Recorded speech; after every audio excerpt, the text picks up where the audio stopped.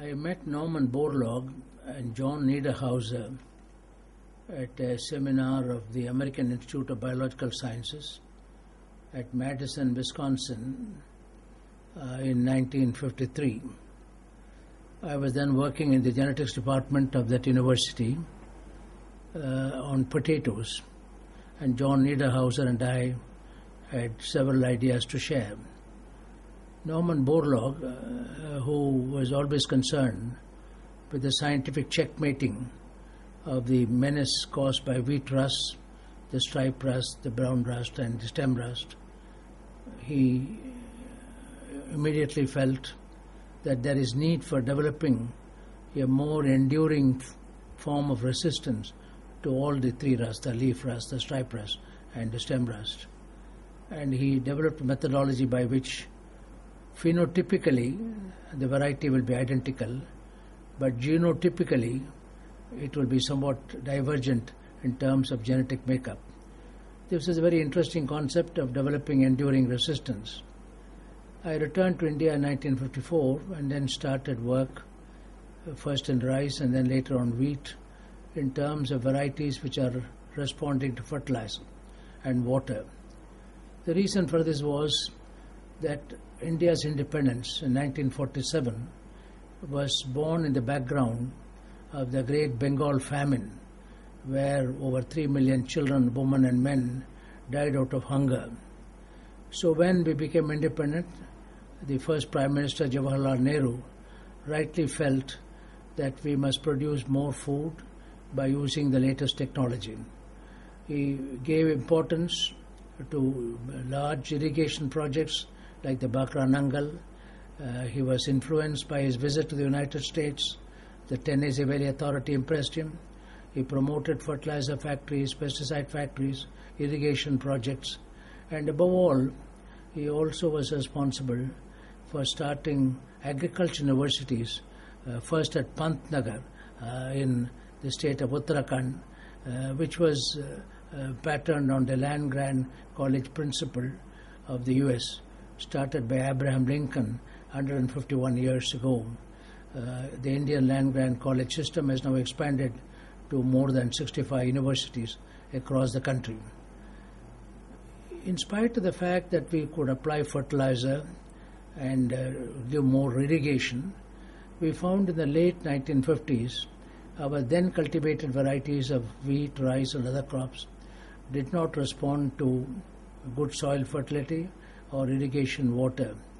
This is because they had a kind of plant architecture which made them fall down when more nutrients were given.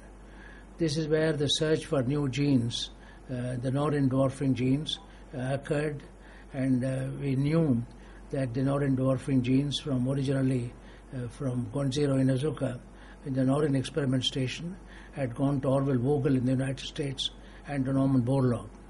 I wrote to Norman Borlaug in the early 1960s requesting him to both send some material of the new dwarf varieties as well as visit India. It took some time for officialdom to process my request. Ultimately, Norman Borlaug arrived in Delhi in 1963, March.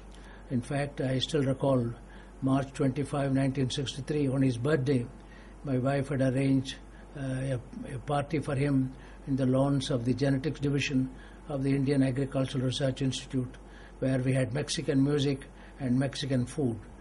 Dr. Borlaug was totally surprised and naturally also happy. What he did was to leave from India to Pakistan and study the material he had already sent to Pakistan a couple of years earlier. From there he made a selection of varieties, segregating population, and sent them to us in September 1963. At my request, he also sent bulk quantities of seeds of 4 released varieties in Mexico: Lerma Rojo 64A, Sonora 63, Sonora 64, and Mayo 64. We immediately, as soon as the seeds arrived, split them into a number of parts, sent to Ludhiana, Kanpur, Pantnagar, Pusad, Indore, of course Delhi, for a multi-location testing. And at the end of 63, what we call the Rabi season or the winter season. In April 63, when I analyzed all the data received from the different stations, all of them uniformly showed that the new dwarf varieties are capable of yielding 3 to 4 times more than the earlier tall varieties. Then came the question of speeding up what we call purchase of time, because India was leading a precarious existence on the food front, what was called a ship-to-mouth existence. Every year the import of PL 480 wheat increased, and in 1966 it reached a level of 10 million tons. Many eminent authorities like Paul and William Paddock and Paul and Anne Ehrlich had practically written off India under the triage high classification as a country which cannot save itself. It is under those conditions a new hope, a new ray of hope was born with the arrival of Norman Borlaug and his material. We found that we have now an opportunity. Fortunately, in 1964, middle of 64, a Minister for Agriculture, Mr. S Swaminathan, came in scenario. He was one who was convinced that science can show the path to increasing food production. Of course, Jawaharlal Nehru, our first Prime Minister, who started the agriculture universities, also was very convinced about science. But nevertheless, Subramaniam gave the kind of support which was needed. To cut a long story short, from 1964 to 68, when we released a special stamp called the Wheat Revolution, to mark a quantum jump in the improvement of production from about 10 million tons to 17 million tons, more than what was achieved in the previous 4,000 years from the days of Mohenjo-daro to the Independence Day. In those days, what was important is to get the public policy support in terms of seed production, in terms of fertilizer, in terms of pesticide, and above all, assured and remunerative marketing. After all, assured and remunerative marketing is the best fertilizer for the farmer.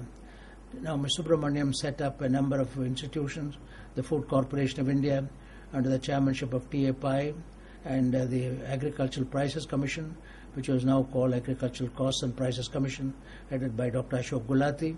Many of these very important instruments were created. So the package of technology was supported by package of public policies and package of services like seed production. In fact, we introduced a number of innovations. It was a decade of innovation in the case of wheat research. For example, agronomic innovations involved sowing the seed in a shallow sowing, and also giving the first irrigation at a crown root initiation. The extension innovation was the National Demonstration Program, where we took the seeds of the new varieties to the poorest farmer in a village, because I was always convinced that whatever you demonstrate in a rich farmer's field, the result will be attributed to affluence, not to technology. This is why I insisted, although government had some reservation, that we should go to the poorest farmer's field in the National Demonstration Program. The National Demonstration created such a craving for seeds that we persuaded the government to import 18,000 tons of seeds of the Mexican varieties. Also, our breeders under the All India Coordinated Wheat Improvement Project, headed by Dr. Joshi, Dr. Kohli, and many other, Dr. M.B. Rao, and many other leading people, immediately converted the Mexican red varieties into amber varieties, like Kalyan Sonalika, because in India, red color is not preferred for the unleavened bread called chapati making. So a whole series of technological transformation, agronomic transformation, public policy transformation, and above all, the enthusiasm of the farmers. After all, we can help the farmer, but the farmer who works in sun and rain, farm and farm woman, they work in sun and rain and produce the food which we all eat. Therefore, the 60s was a period of great acceleration, that we could prove the prophets of doom wrong. And as a result, in 1968, Indira Gandhi released a stamp called the Wheat Revolution, which had on the stamp the library building of the Indian Agricultural Research Institute, New Delhi, as a symbol of the introduction of science into agriculture. Dr. Borlaug used to come from 1963 onwards to India, visit almost every year India, go through the experimental plot. Not only his visit was not only important for sharing some scientific ideas, but more importantly for the enthusiasm he brought into the work and for the tremendous conviction that we can overcome the problem of hunger and poverty.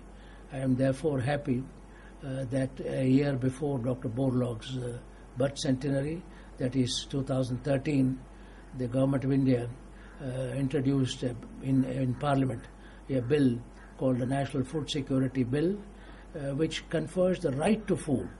The social protection against hunger has been now extended by a legal right to over 75% of India's population.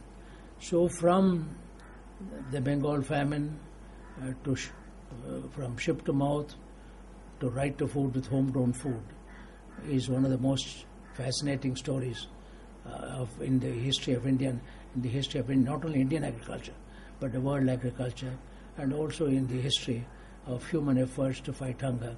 And in this we owe to Dr. Borlaug the enthusiasm which he brought to this, and the conviction, the compassion which he brought, which were all infectious.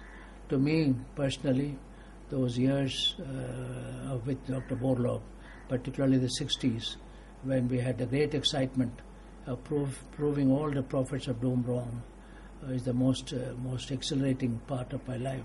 And I wish the Borlaug legacy in the second century of his life will enthuse very large number of young people to take on the job of a hunger-free world with vigor and determination.